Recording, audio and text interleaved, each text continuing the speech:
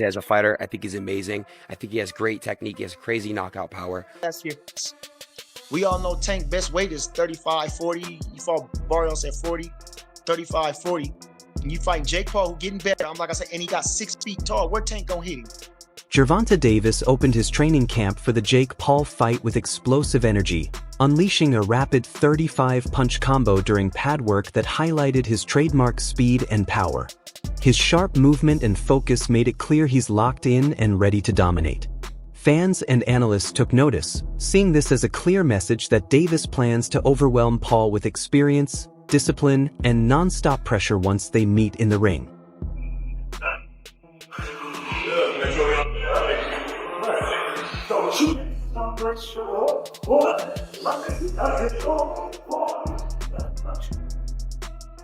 Gervonta Davis set social media on fire after posting on Instagram, "See y'all soon. I guess ADL gonna be 2 turned," followed by, "Tell them to send that bag and I'm coming." The post sent a clear message to fans and promoters alike. First, Davis is eager to get back in the ring and put on a show. Second, he's making it known that the business side matters just as much as the fight itself. In today's boxing world, where balancing legacy and financial security is key, Tank's words carried real weight. This wasn't just casual talk, it was a confident declaration that he's ready, motivated, and fully aware of his worth. The mix of excitement for competition and demand for fair compensation perfectly sums up a fighter who knows his value and refuses to settle for less. I text that again. Tell them boys to give me 150 M's. I'm coming. You know what I mean? When I start streaming out that, yeah, and that, stop it, knock it off, cuz. Stop it. Tell them to send that bag, and I'm coming. And I'm, you know. Before the fight was even announced, Gervonta Davis had already voiced his opinion on Jake Paul's boxing career, calling it trash and echoing the doubts many professionals have about celebrities entering the sport. Davis argued that Paul likely turned to boxing out of boredom after trying other ventures like YouTube. His comments reflected the ongoing divide between boxing purists and the new entertainment-focused generation of fighters. Yet, despite Davis's criticism, Paul's persistence has earned him recognition from even the sport's top names. The fact that Davis is now facing him in the ring shows just how far Paul has come, transforming what once seemed like a gimmick into one of the most talked about matchups in boxing today. What do you think of former athletes and celebrities like Jake Paul taking up boxing? You think that grows the sport? If he's doing it for the right reason, actually want to do it because of just like actually want to box, it's cool. But if he's doing it for like the wrong reason, just to get the hype and stuff like that, I feel as though it's trash. Sometimes people get bored at what they want, what they doing, and they want to try other stuff. Got to be mentally tough to be able to box. So that's why I don't take that away from some fighters or some people that want to jump into the sport. So just show how tough you are. That's how it should be. For sure. That's all I got. Thank you, bro. Sure. Thank you. Nice to meet you. The upcoming fight between Gervonta Davis and Jake Paul has ignited intense debate across the boxing world.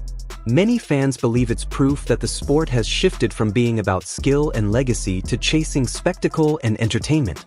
Critics argue that matchups like this damage boxing's credibility, turning it into more of a show than a true competition between elite fighters. However, others point out that boxing has always blended sport and showmanship. From Muhammad Ali's charisma to Mike Tyson's pay-per-view dominance, spectacle has long been part of its identity.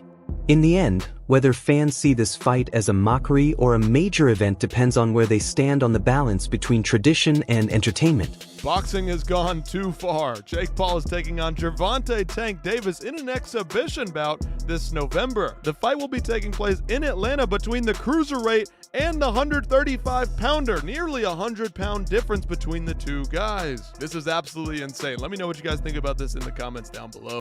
Former super middleweight contender Jesse Hart pushed back against those criticizing Gervonta Davis for accepting the Jake Paul fight, arguing that people are missing the bigger picture.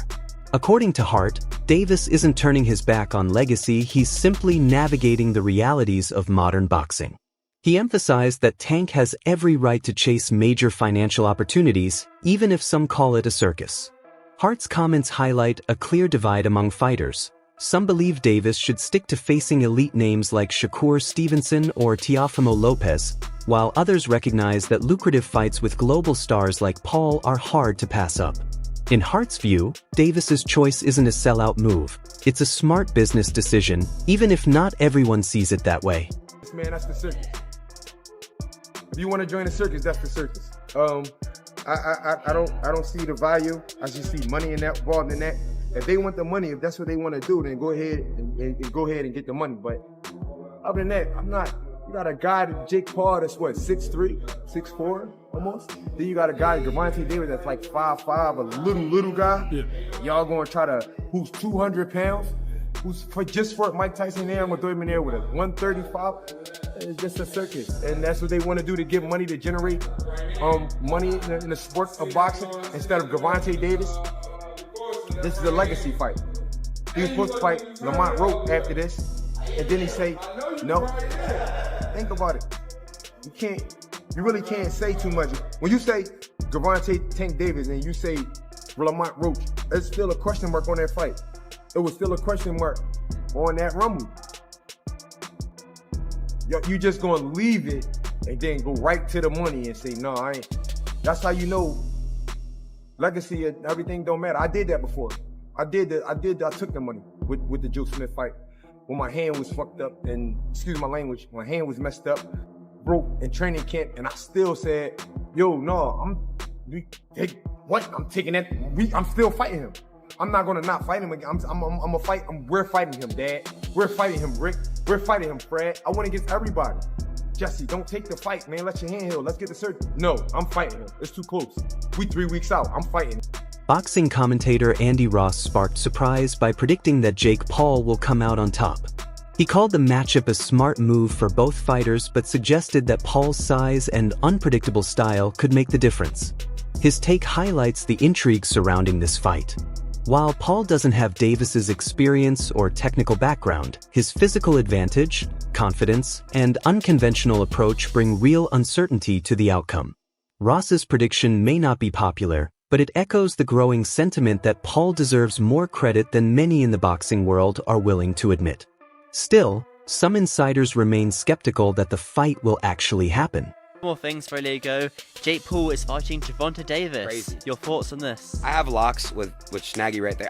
I think Jake Paul wins that fight. You're way, look, obviously Gervonta Davis has way more experience. He's a hell of a fighter. He's done so much more for boxing and you know, than a lot of people. But to say that, you know, that's not, everyone's going to want to watch that fight. I think it's a genius idea. I think Jake Paul sets the craziest expectations, and I think he sets the bar so high now in the boxing world. Jake Paul revived boxing. You know, people could say what they want to say about it, but Jake Paul really revived the sport of boxing. You know, Joe Rogan once said previously, not so long ago, but he did speak about how boxing would eventually die out and all the eyes would shift to MMA.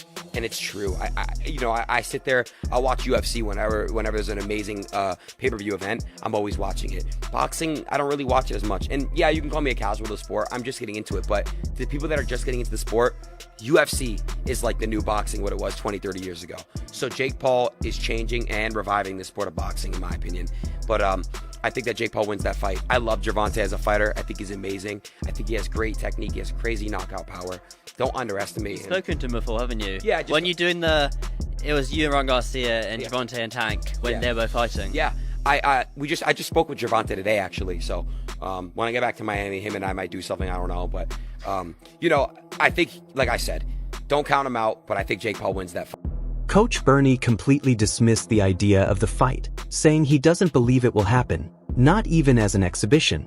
He argued that the matchup lacks real purpose or credibility, calling it more hype than substance. His skepticism mirrors a wider sentiment in boxing, where many remain wary of celebrity-driven events that often collapse during negotiations. Still, with both Gervonta Davis and Jake Paul publicly expressing commitment, Bernie's doubts could end up being misplaced. His comments, however, underline a key reality. Even within boxing's inner circle, many still question the legitimacy of this fight. Happened. I don't see, even at an exhibition. Now, first of all, okay, we went with the Mike Tyson thing, right? So Mike Tyson, 60 years old. Obviously we all thinking that, he had to pull his punches against Jake. Either one of them, both of them had to do something to get through the fight, so they couldn't do their 100% thing in the fight. Now we talking about a 135-pound guy, 5'3", right, against a 6 foot, 200-pound guy. What is the point of that? I'm asking you, what is the point of that? What is the point of that, and how you think that's gonna go? So Jake Paul, just alone, on strength alone, Tank is not we just seen him struggle with Lamont Roach, right? Who's a guy his size. Now, Jake Paul is not as talented as Lamont Roach, but come on now, we ain't talking about 2 weight classes. We talking about 4, 5, 6 weight classes. We got to go from 35, we got to go to 40, 47, 54, 60, 68, 75, 90. That's 7 weight class difference.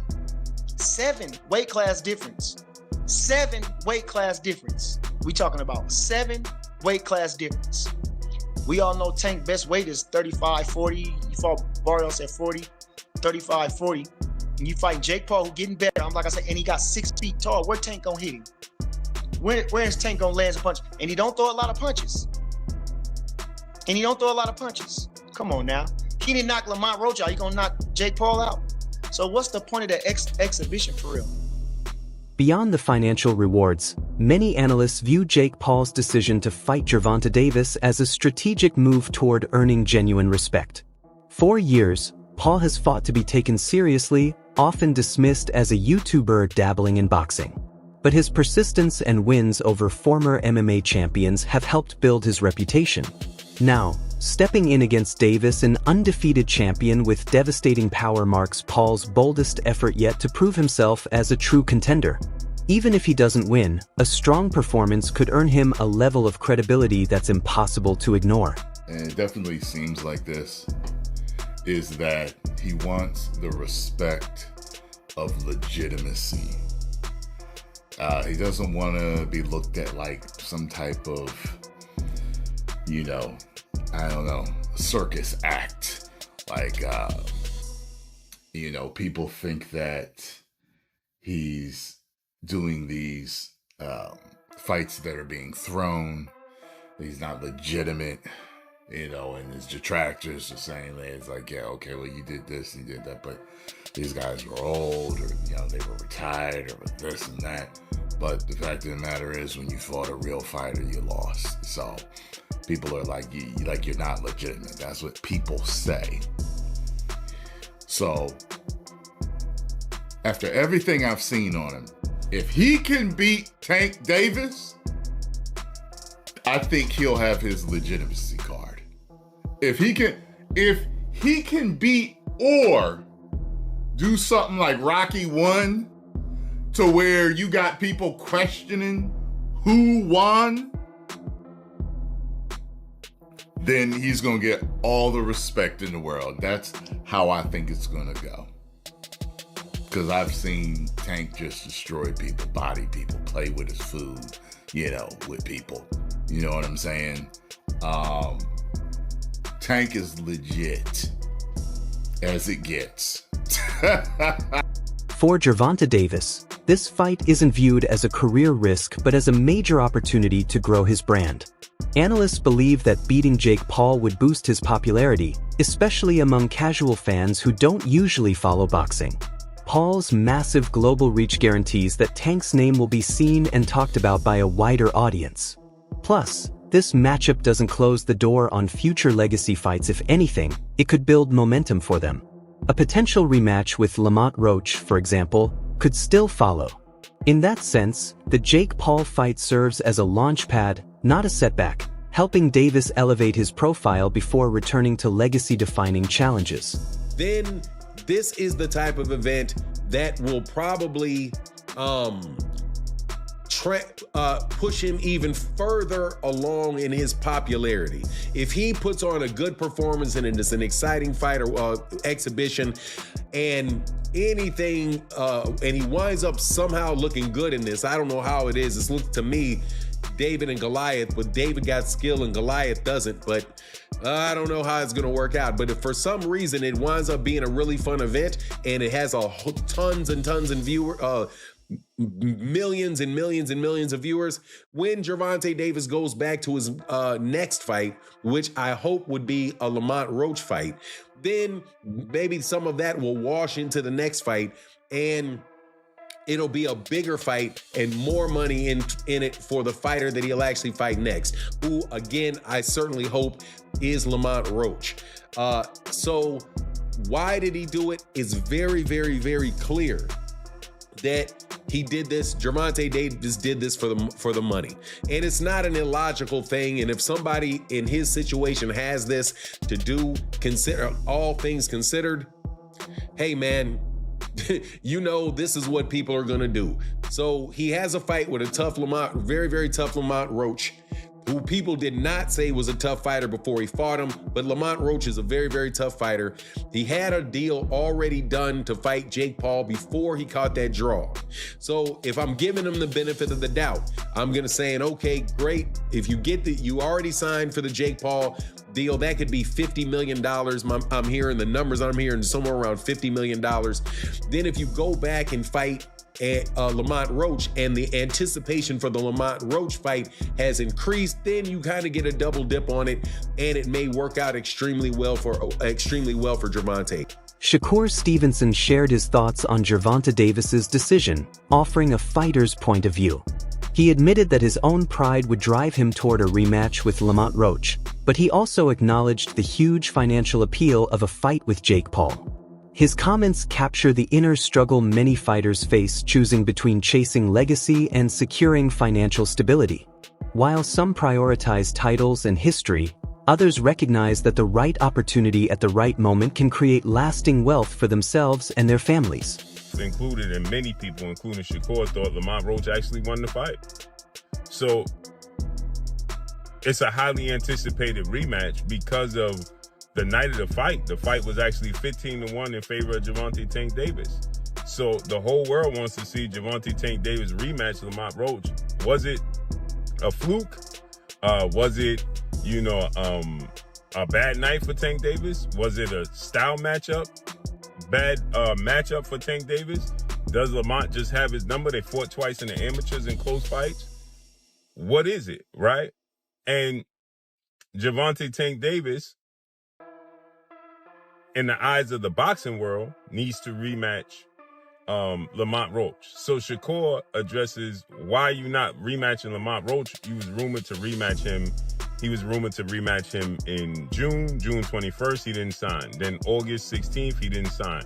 But he told you the night of the fight, the post-fight press conference with Lamont Roach, that he not rematch him no time soon because he already had this set up with Jake Paul. So Shakur says he would do the same thing as long as he could rematch Lamont Roach because of his competitive nature and his hunger and drive to be great in the sport of boxing. Trainer Greg Hackett offered one of the most balanced takes on the situation, explaining that Gervonta Davis's decision is rooted in smart business, not desperation. He reminded critics that boxing has always been about prize fighting, where financial reward is part of the game. Hackett argued that facing Jake Paul doesn't damage Davis's reputation or legacy as an elite champion. It simply shows he's seizing a rare opportunity. His message was clear. Financial success and legacy can go hand in hand, and Davis has every right to pursue both. I felt like that in the beginning of it, right? When I first saw the headlines and I saw that they was, instead of him fighting Lamont, he'd be fighting Jake, whatever. At first I was like, damn, Tank, like that's kind of crazy. Like, that's fucked up. But then I started thinking about it throughout the day. I'm thinking about it, I'm seeing the posts and shit. And I'm like, yo, none of this shit is guaranteed. Like, none of this shit that we do in life is guaranteed. And it's also not a guarantee that we all gonna be here for a long time. You know what I mean? We all know somebody that died too early. You know what I'm saying? And one thing I know about life, when I hear old heads talk, you ask them about regrets. I wish I would have did this. I wish I would have did that. I wish I could have did this. I wish I could have did that.